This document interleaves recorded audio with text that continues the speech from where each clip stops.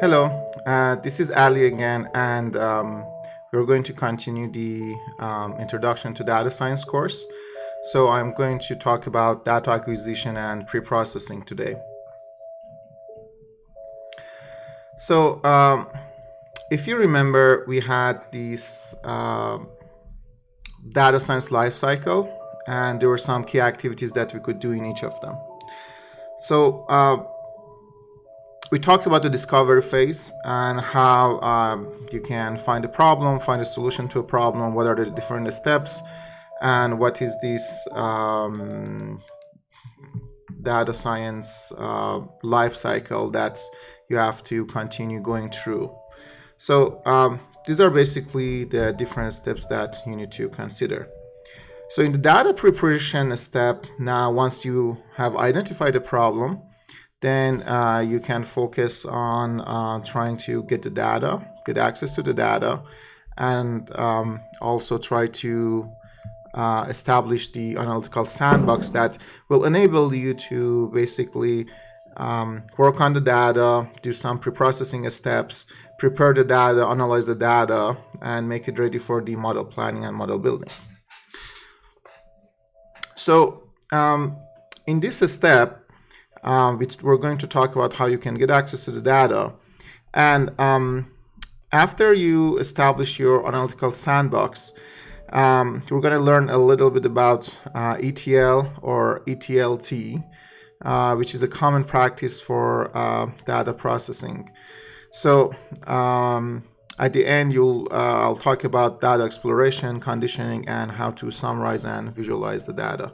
After I finish this session, I'll go through our example again and show you how you actually do that in Python. So the first step to basically, after discovering a problem, to start a data science process is to get access to the data. So you have identified the problem, you have identified a solution, and you have identified some data sources that you could probably use to access to the data. So here in this first challenge, which is getting access to the data, you have to consider the different types of data sources that are available for you to get access to. Depending on the type of data and the actual solution, and the organization or the problem, you may not have a lot of choices at this stage. So the data is already stored somewhere. You need to make sure that you can get access to that specific type of data. So there are different sources, there are different types. So I'll go over some of them here. Most of the time, the data is basically stored in a relational data set. So it's usually a SQL server, or maybe nowadays NoSQL server. So by NoSQL, I mean other type of data sets that are not structured as a SQL data set. So relational data sets are basically there's a schema and there's a fixed table which has a certain number of columns, and then for that certain number of columns there are so many rows. It's similar to any other table you have seen. It's similar to the tables that you can find maybe in an Excel spreadsheet. So that's the relational data sets. And what is different between relational data sets and the NoSQL data sets is that you start with the schema first. So in relational data sets, when you want to design or store anything, you need to think about the schema. You need to think about the model. What are the different fields? And then after that, you can think about the data and adding the data to your table. So that's the first difference.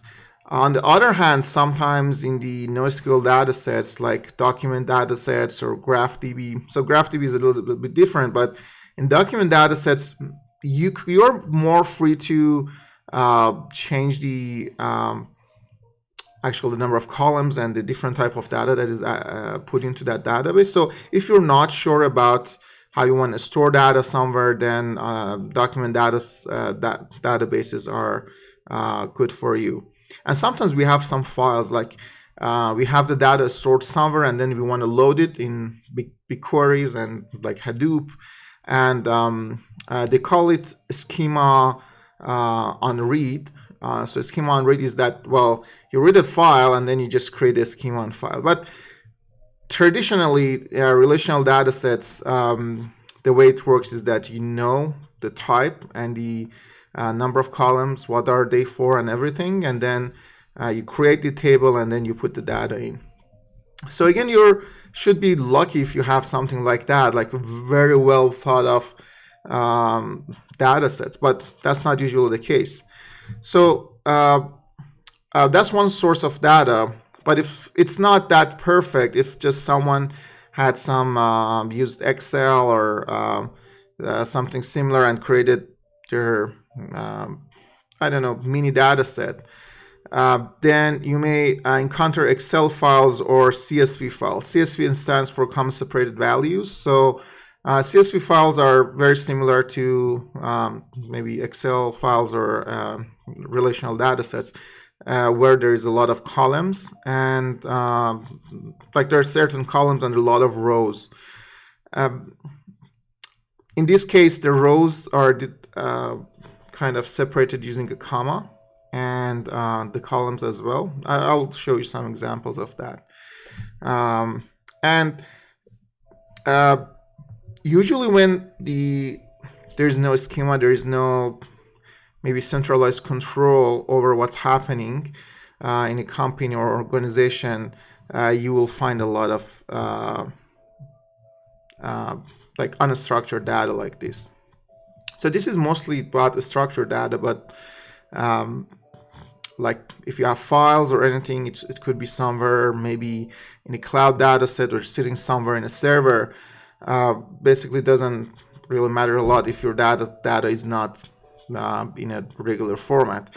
But nevertheless, all these options like Excel spreadsheets, relational, NoSQL, DocumentDB, GraphDB, there's a very high chance that your data is actually stored in a cloud environment. So a cloud environment is not very different from a regular or your computer or a regular server.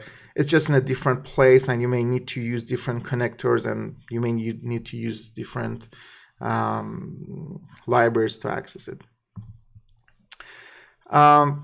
If your data is not available yet, and you have proposed something that, well, you need to collect data, then you may want to think about data collection. So in data collection, there are some ways to do that. If the data already exists on a website somewhere, then you may want to use web scraping. Web scraping basically means that you go ahead and write a software, use libraries like Beautiful Soup, and you basically go ahead and use a crawler to get the data from a website, from each link, from each page of a website. And what crawlers usually do is that they find a pattern and then go to the next page, next page, next page, next page, and automatically captures all the data that is there. So it needs some work, initial work, and maybe some cleaning afterwards, but you may create your own data set in this way. Another option for you is to maybe get access to the real-time data. So sometimes you can create an app and just publish it somewhere, or ask people to actually come and use your software. You may collect your data from a smartwatch. Yeah, I don't have it here, but I could show you. Like, you know, you've seen them. And all these devices are capturing a lot of data in real time. So sometimes you want to capture data from these IoT sources, and that's going to be the source of your data. But then you need to make sure that maybe you send the data to a cloud environment, and make sure that like all the data is there in real time. And if you want to process it in real time, you have the capabilities to do that. So the usually it doesn't matter where your data is stored. You need to make sure that you can speak that specific language to get access to the data. So the just a second. Okay. Yeah. So the language, the one of the basic languages that you can use to access data is SQL. So structured query language. Um, so SQL or maybe similar concepts like that, they're based on some operations called CRUD operations. So CRUD stands for create, read, update, and delete. So with any data sets, with any database management system, usually you're looking for one of these four categories of operations. You either want to create data, create a table, insert data, you want to add data to a specific data set, or you want to read data from it. That's one of the main purposes of it. So you want to get access to the data and read it. Sometimes you want to change a specific record, like there's a phone number that is changed, so you want to update it, and sometimes you want to delete a specific record. So no matter what you do, they usually fall into these four categories. In SQL, some people say SQL or SQL. There has been a long debate over that, but these four operations are put into insert, which is like creating something. Select enables you to read data, and update and delete are very similar. So there are some other ways, like if your data is stored on a website or is stored in a place that is basically using an API, REST API, then you may want to consider like getting REST API or HTTP internet methods. So post, get, put, and delete are kind of representative of these four operations. If you want to add some data or you want to create some data, you could actually post it and send that data. You send forms, post forms to a specific website. Get is the regular method, like you don't even know that you're using it, but when you type in a certain URL in a website, that's actually a get method, and you get the content of that website, and you're basically reading data. Put is used for different things. You could use it usually to update, and delete also updates. I like to delete some data from the web. So if you know these basic structures, you can get access to your data very easily. There are some like cheat sheets usually available. There are some manuals that you could go through.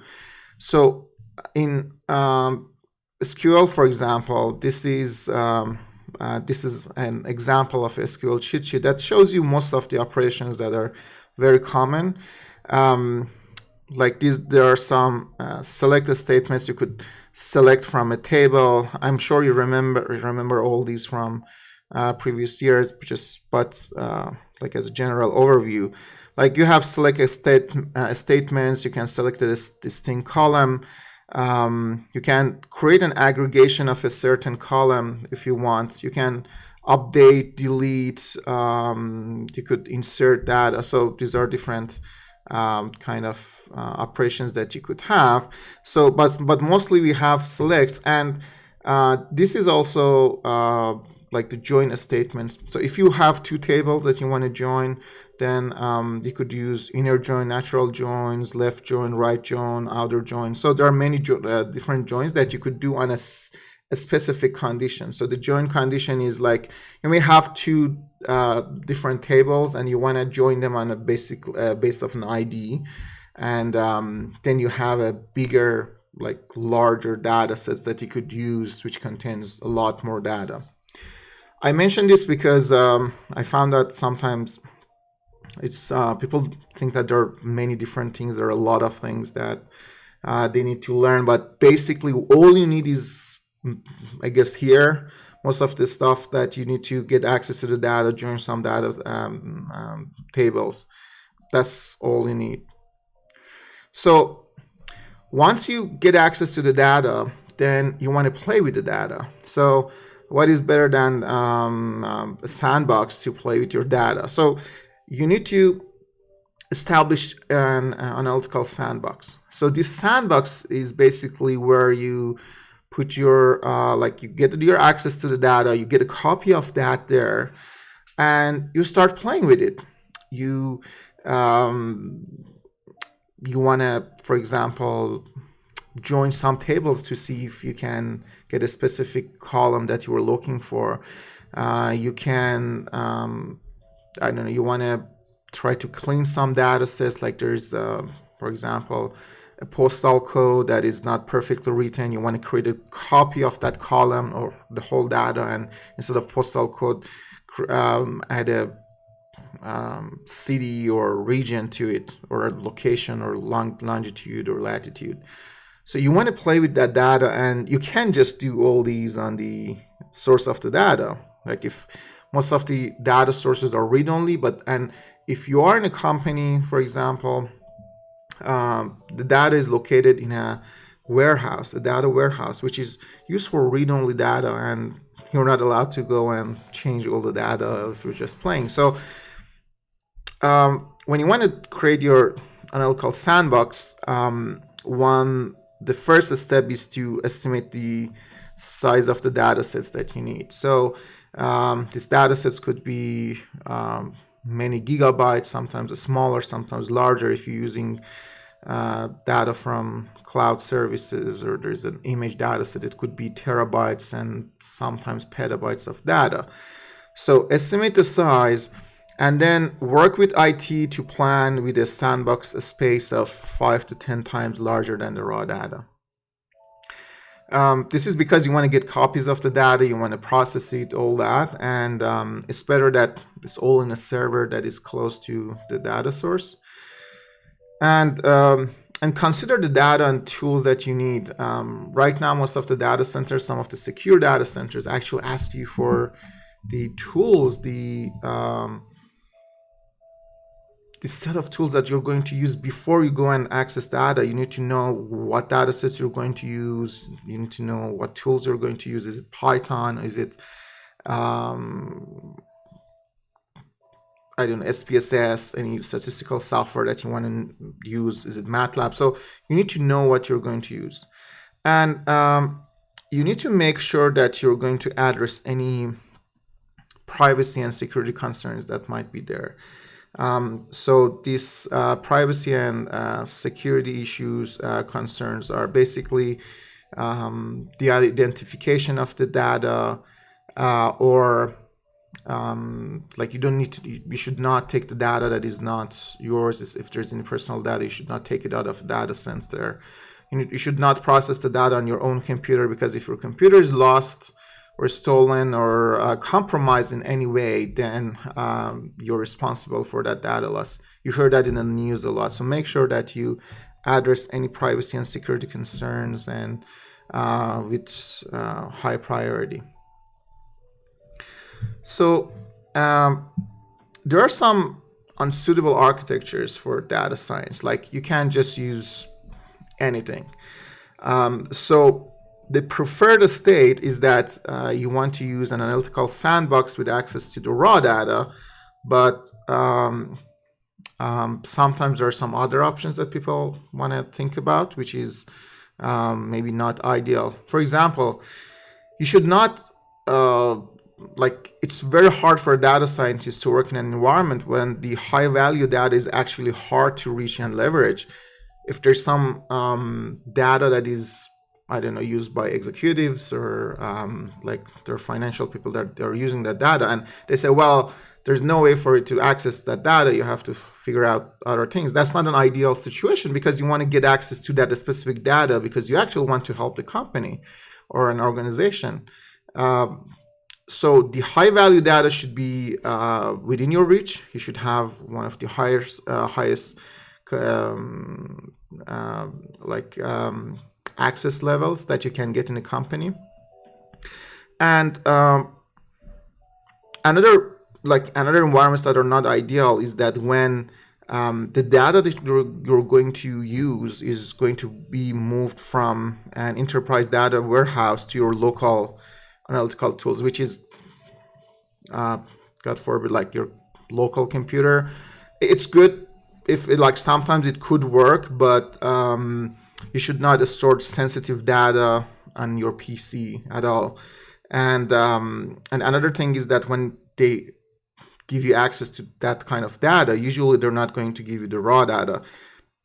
They're going to give you some masked, hidden, meaningful, like masked data, and they might hide some meaningful data that is actually going to help you solve a problem, but you're not going to get access to it. Why? Because, well, they do not have an environment set up for you. Also, if the data is very difficult to share and collaborate, that's also an issue. You want to have access to that environment that is very flexible for you. Also, so in general, you don't want some isolated ad hoc analytical projects that are just being done without any access to the rest of the company, or like you're not aware, like the environment that is not aware of the other business centers or other parts of a company. You want to focus on you want to work on the data in a centralized location that all the data is actually basically goes there and is integrated. Yeah, that's going to be very important.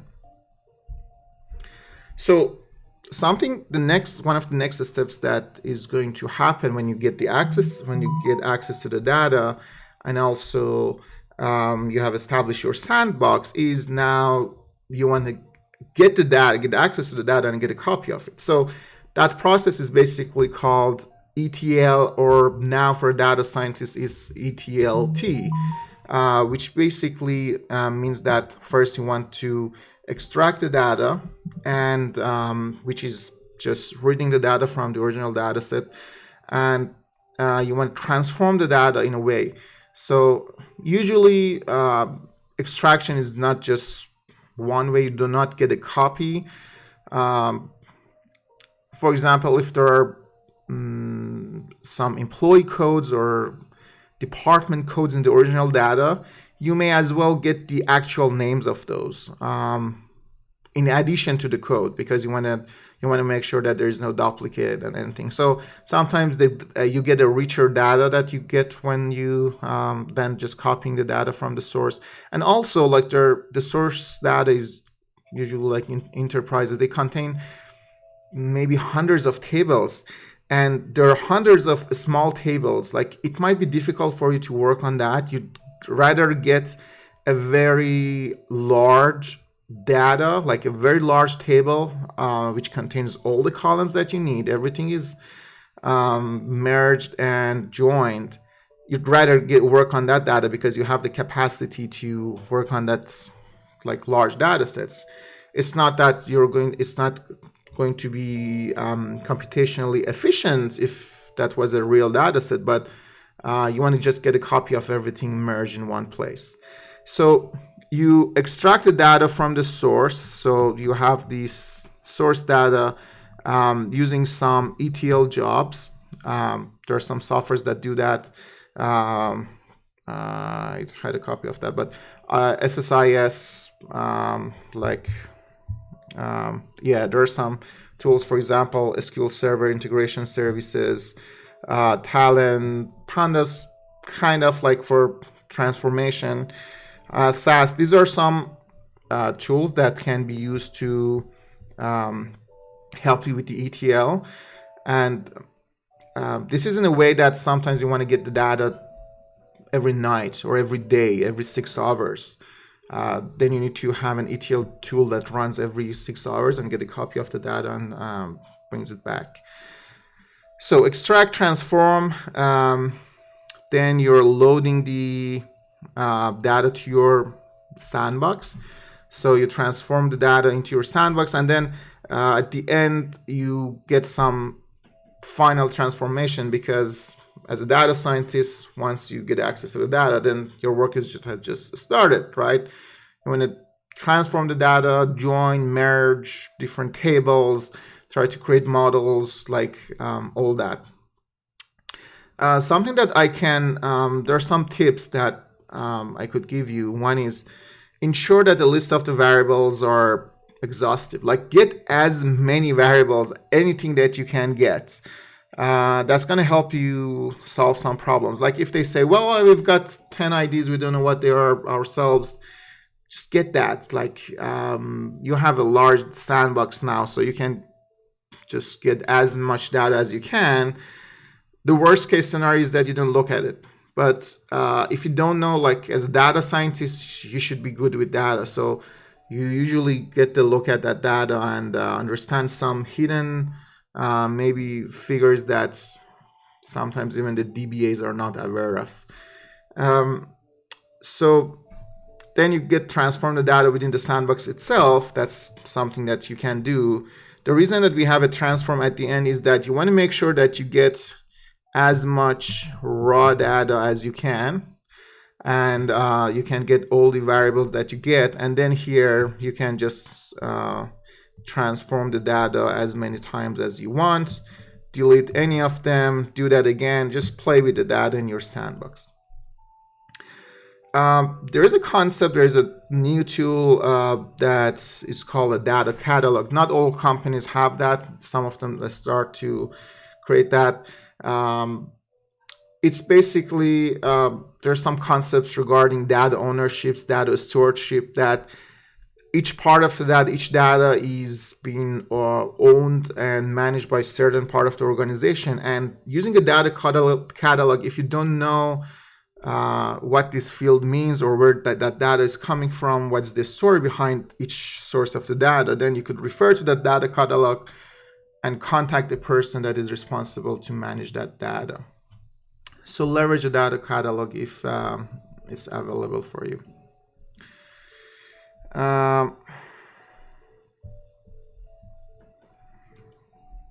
So once you get access to that data and you have a copy of it, you start transforming it, then one of the first things you want to do is that you want to start with talking and collaborating with business experts, the subject matter experts, to understand what the data actually mean.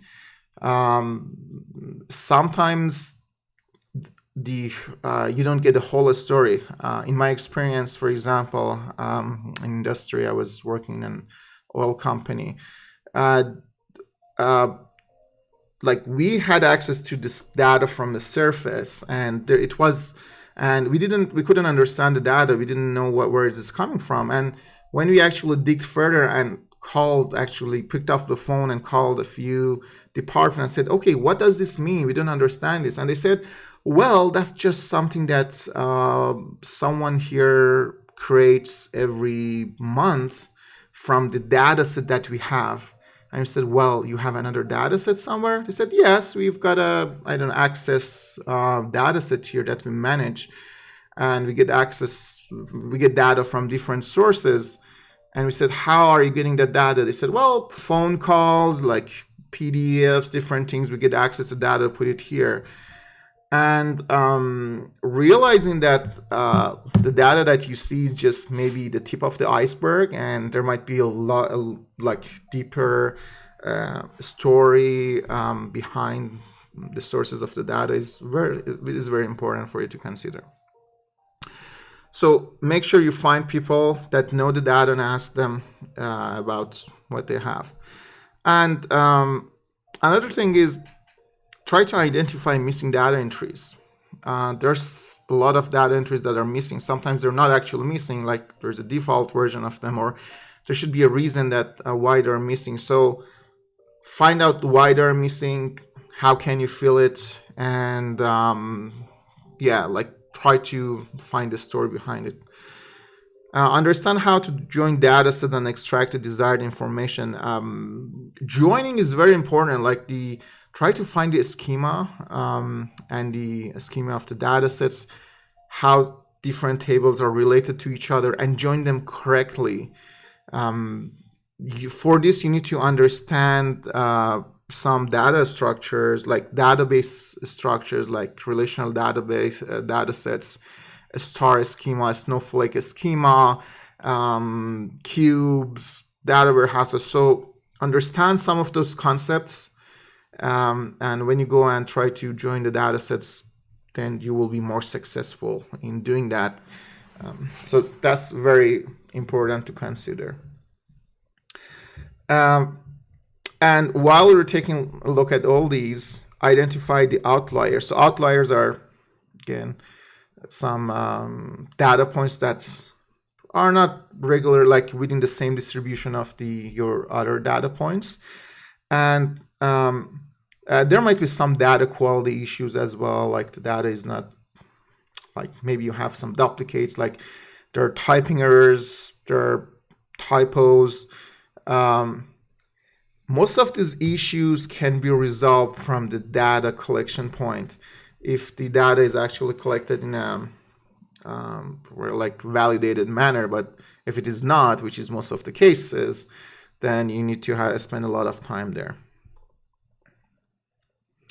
So once you identify these main issues and problems, then once you understand how to merge them, then start the data conditioning. So data conditioning contains different steps like join and merging the data sets. So we've got, okay, now we understand what's happening. We need, if you want to get access to a third variable, we need to join these two data sets to get access to that. Then start cleansing the data. Like there might be a lot of variables you don't need, or there might be so many missing values that you can't actually use some records. So just get rid of them. Sometimes you want to fix that problem, right? You want to just do some data, like you want to add some data. I forgot the name. So you want to make sure that you want to fill in that missing values there, and then once you do that, then you have a better data set that you could actually use. So once you've done that, then when you look at the records, you might find out that the records do not really look like within the same range. You might have, for example, some values that are between like a mortgage value that is between 0 and $5 million, right? So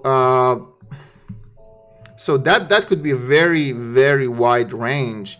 And on the other hand, you might have some negative mortgage rates from minus, 2 to, like 13% APR.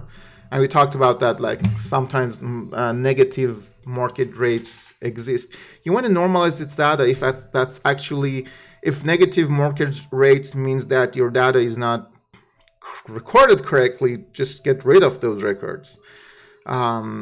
Clean them and then normalize your data set. Make sure like the distributions are becoming more normal. Like I showed you how to do that. If your data is skewed, usually data with high values look a little bit skewed if you look at their distribution. So normalize that data set and change it into something that is more normal looking, because your model is going to love this. And if your data sets, like different columns and fields all look kind of normal, then you will have a better time using machine learning models at the end, or statistical models. So after you've performed all these tasks, the final step is to try to summarize and visualize the data set. So you get access to the data, and you understand that, well, these are the data sets, this is their meanings, I've merged these data sets. So try to create a summary of what you have learned and try to visualize that understanding so that you could show it to others and say, well, this is what I found. Does it make sense? I removed 80% of the data. Is that fine? And then someone says, well, that's not fine. Like, you should find another way, because you cannot remove that amount of data. So some so yeah, I'm going to talk about bias when I talk about the statistics. But if your data is biased, if you've removed, for example, if let me give you an example. If during the cleaning and normalizing you have removed a specific class totally, then that's not good. For example, imagine that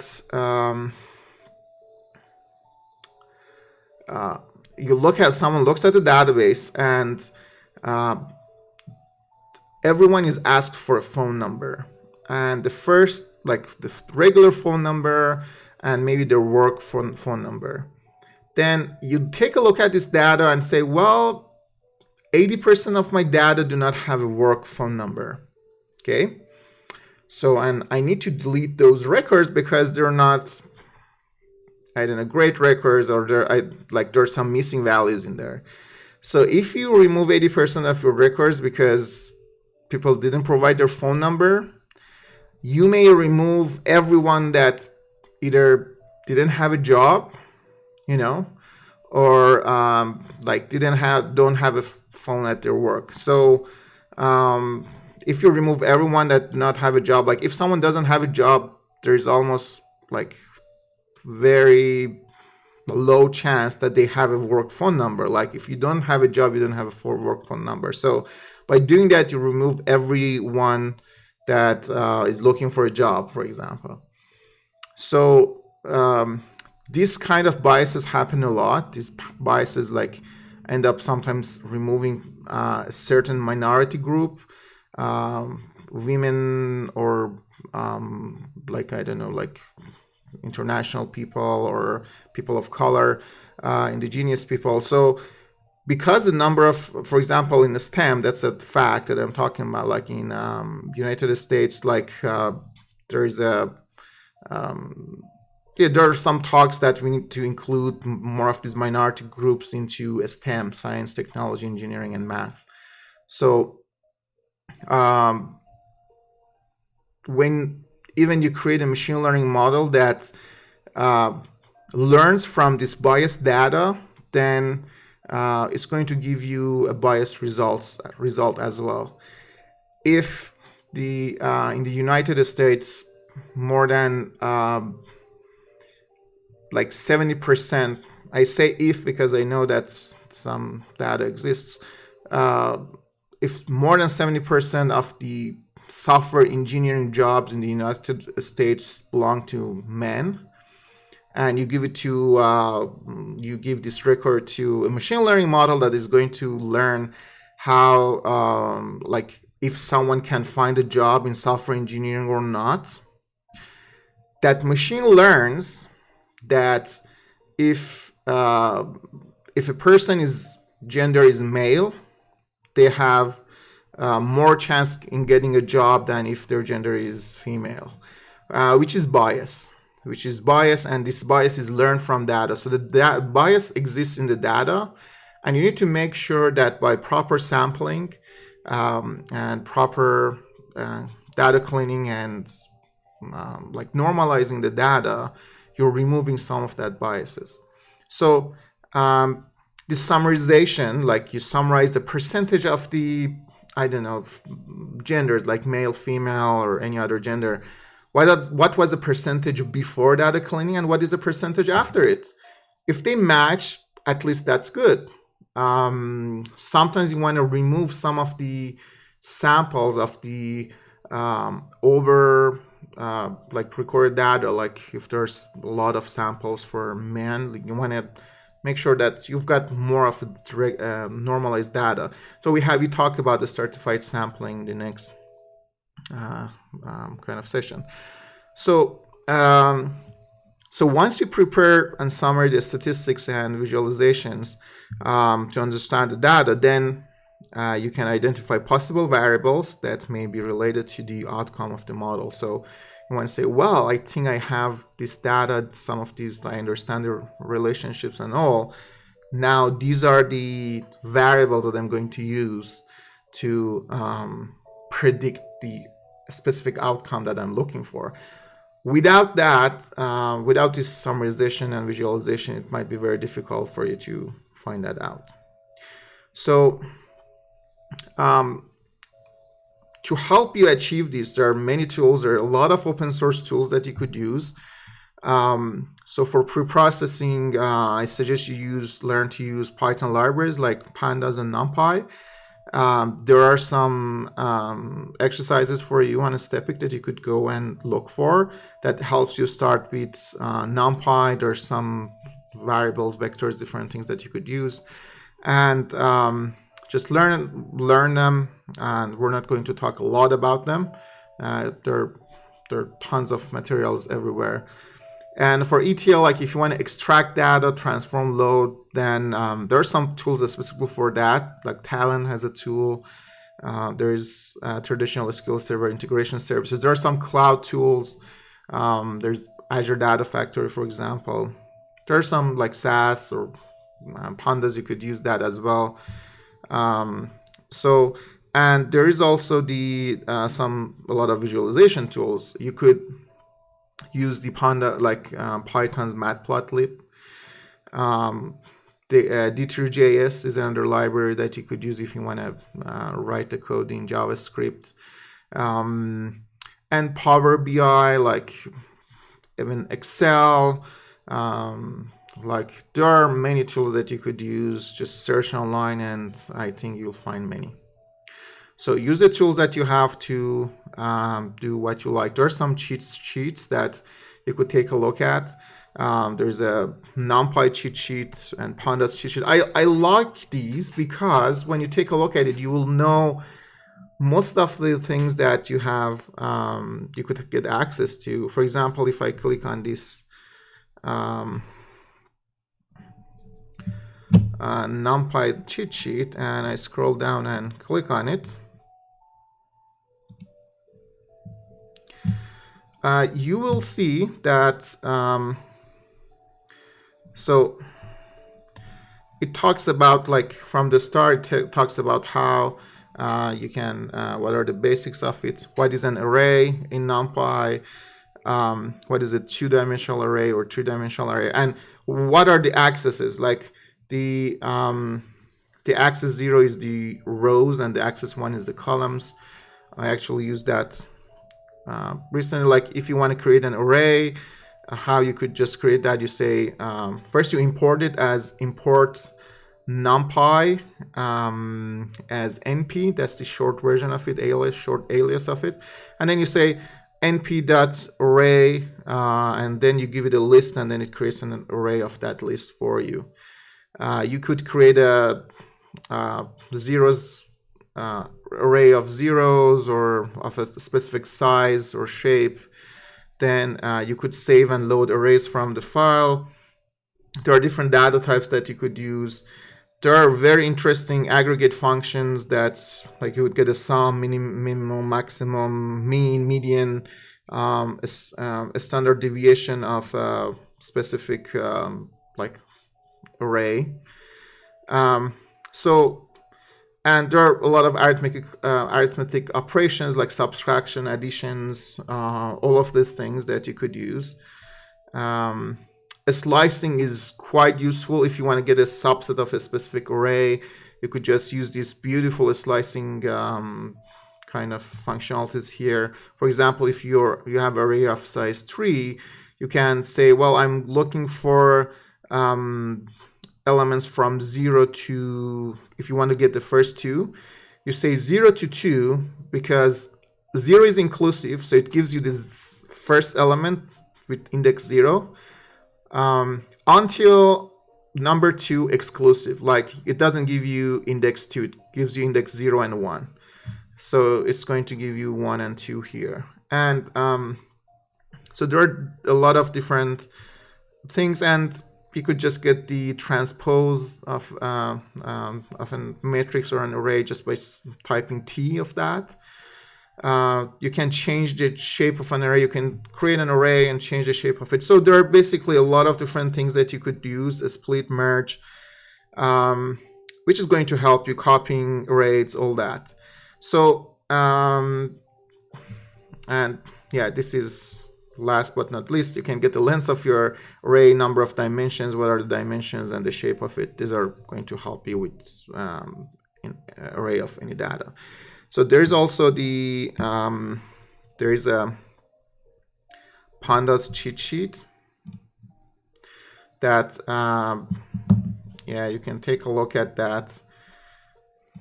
So once you know that these are all the capabilities that you have, then it's harder to get confused of, oh, I need to learn that, I need to, I don't know, take, I don't know, 30-hour course to learn that because X and Y offer those courses. No, like you may need a specific thing only. So pandas enable you to create a data frame. So then, so you import it using pandas import as pandas PD, and then you can create a series or a data frame. These are the data structures that pandas have. So a series is capable of holding any data type, and it has an index. A data frame has an index, and then it has some columns, and then your data will go there. A data frame is the perfect data structure for you to store a table or a relational table, which is with the specific columns. Then you can read data from CSV files. You could write it to a CSV file. You could read and write Excel files. You can get data from SQL dataset or dataset. You could just say, pandas read SQL, select everything from my table, from like SQLite, your memory, or you just need to connect somewhere and get access to the data. So you could get access to the data. Once you get access to the data, it tells you, for example, a lot of different things. For example, yeah, you can get the sum, again, mean, median, describe. You can get the summary statistics of your whole data set. You can sort by specific or one or two different columns. You can drop any values you don't like. So that's data conditioning, data cleansing. You can find a specific column. You could, the indexing, everything is going to be helpful to you. And yeah, you could add any values to all the columns. You could multiply them by a specific value. So this is helping you in data normalization. And so there are, yeah, if you want to do some data alignment yourself, what you could do is that you could actually like create a field value. You could just, if you have any, NaN means not a number. So if you have any missing values in your data set, you could use pandas to basically add, like do some data conditioning and fill those missing values any way you like. You could create an algorithm. You could just fill them with zeros. It gives you, like if you say pandas give me all the NAs, it gives you all the NAs that are not a number in a specific column or in your whole data set. And then you could just count them and see how many of them you have. So yeah, take a look at these. This is going to great. And the Lambda functions are also great. You could just write a function and apply a function to basically any column that you want. So these are the tools that you could use, and I suggest you to use that, and that's what you need to use. So if you have any questions, let me know regarding data cleansing. Next, I'm going to go over the examples that we had, and then after that, I'll talk about some statistics. Okay, thank you.